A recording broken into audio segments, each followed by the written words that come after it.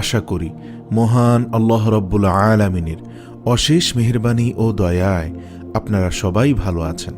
প্রিয় দর্শক, হযরত জিবরাইল আলাইহিস সালাম এর নাম আমরা সকলেই শুনেছি। আল্লাহ রব্বুল আলামিন মানব সৃষ্টির বহু কোটি বছর পূর্বে ফেরেশতাদের সৃষ্টি করেন।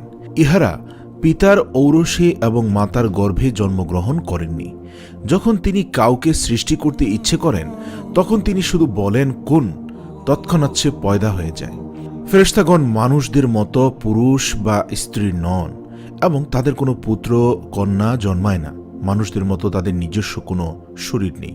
কাজেই দুনিয়াতে কোটি কোটি ফেরেশতা অবস্থান করা সত্ত্বেও কোনো মানবের চলাচলে সমস্যা সৃষ্টি হয় না। সাধারণ মানুষ চর্মচক্ষে তাদেরকে দেখতেও পান না, তবে আম্বিয়া ও আউলিয়াগণ অন্তর্দৃষ্টি দ্বারা তাদেরকে দেখতে পান।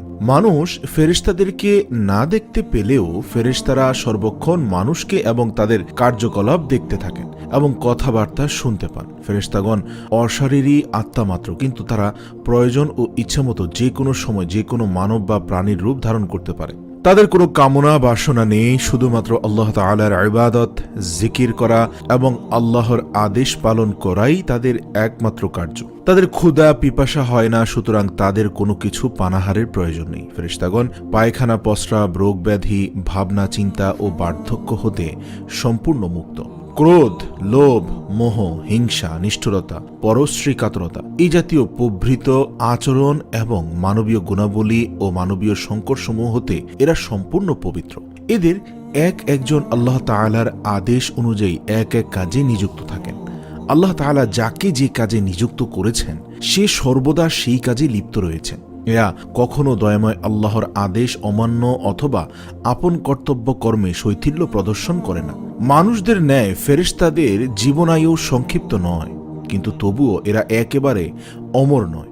সৃষ্টি শুরু হতে কিয়ামত পর্যন্ত প্রত্যেক ফেরেশতার পরমায়ু নির্দিষ্ট আছে, অর্থাৎ কিয়ামতের দিন যাবতীয় ফেরেশতা মৃত্যুমুখে পতিত হবে এবং পুনরায় জীবিত হয়ে অনন্তকাল বেঁচে থাকবে। ফেরেশতাদের সংখ্যা কত তা একমাত্র আল্লাহ তাআলা ব্যতীত এ সম্পর্কে কেউ জানে না এবং তিনি স্পষ্টত কখনোই এ বিষয়ে জানাননি।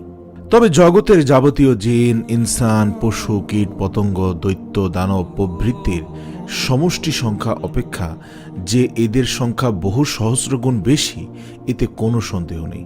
পৃথিবীর সকল প্রাণীকে একত্রিত করার পরেও যার সংখ্যা হবে তার থেকে কয়েক হাজার গুণ বেশিও হতে পারে ফেরেশতাদের সংখ্যা। আল্লাহ তাআলা 4 জন ফেরেশতাকে সর্বাপেক্ষা শ্রেষ্ঠ ও সম্মানিত করে সৃষ্টি করেছেন এবং এদের উপরে জগতের সর্বাপেক্ষা কঠিন ও গুরুত্বপূর্ণ কাজের দায়িত্ব অর্পণ করেছেন, যথা ইসরাফিল আলাইহিস সালাম, মিকাঈল আলাইহিস সালাম, জিবরাঈল আলাইহিস সালাম এবং আজরাইল আলাইহিস সালাম। হযরত ইসরাফিল আলাইহিস সালাম এর সৃষ্টির 1 বছর পরে এবং হযরত মিকাঈল আলাইহিস সালাম এর 500 বছর পরে হযরত জিবরাঈল আলাইহিস সালামকে সৃষ্টি করা হয়। দুনিয়ার যাবতীয় পয়গম্বরের নিকট আল্লাহ তাআলার আদেশ ও নিষেধ পৌঁছে দেওয়ার দায়িত্ব ছিল হযরত জিবরাঈল আলাইহিস সালামের উপর। তাছাড়া পৃথিবীর বহু দেশ ও আল্লাহর নাফরমান জাতিদের ধ্বংস করার ভার ইহার উপরেই অর্পিত হয়েছিল।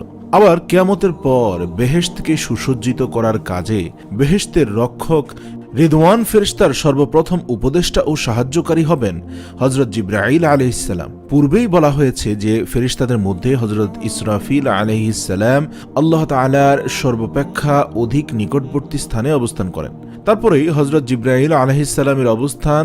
একমাত্র হযরত ইসরাফিল আলাইহিস সালাম ব্যতীত অন্য কোন ফেরেশতাদের মধ্যে হযরত জিবরাঈল ফেরেশতাই আল্লাহ তাআলার সর্বাপেক্ষা অধিক নিকটবর্তী। হযরত ইসরাফিল ও হযরত জিবরাঈল আলাইহিস সালামের মধ্যে মাত্র 70 পর্দার ব্যবধান। উহার একটি হতে অপরটির দূরত্ব মাত্র 500 বছরের রাস্তা।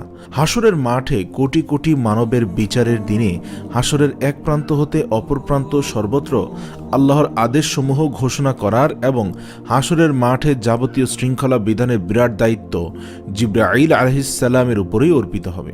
হযরত মুহাম্মদ সাল্লাল্লাহু আলাইহি ওয়াসাল্লামকে কিয়ামতের দিন 70,000 ফেরেশতা মিছিল সহ বেহেশতে পৌঁছে দেওয়ার সময় শাওয়াই হামদ নামক যে বিরাট পতাকা উত্তোলন করা হবে, জিবরাঈল আলাইহিস সালাম সেই পতাকা উত্তোলন করে মিছিলের আগেও অগ্রিম গমন করবেন।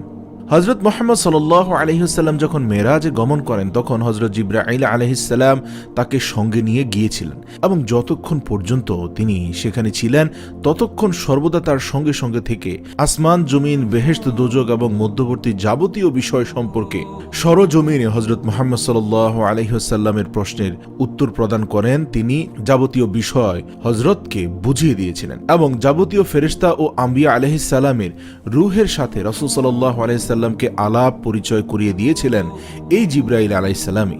হযরত মুহাম্মদ সাল্লাল্লাহু আলাইহি সাল্লাম নিজে বলেছেন, মেরাজের রজনীতে জিবরাইল আলাইহিস সালাম আমাকে সঙ্গ দিয়ে সিদরাতুল মুনতাহা পর্যন্ত গিয়ে আমাকে বললেন যে ইয়া রাসূলুল্লাহ, ইয়া হাবিবাল্লাহ সাল্লাল্লাহু আলাইহি ওয়াসাল্লাম, এই পর্যন্ত আমার জন্য নির্দিষ্ট সীমানা, এর অতিরিক্ত গমনের সাধ্য আমার নেই।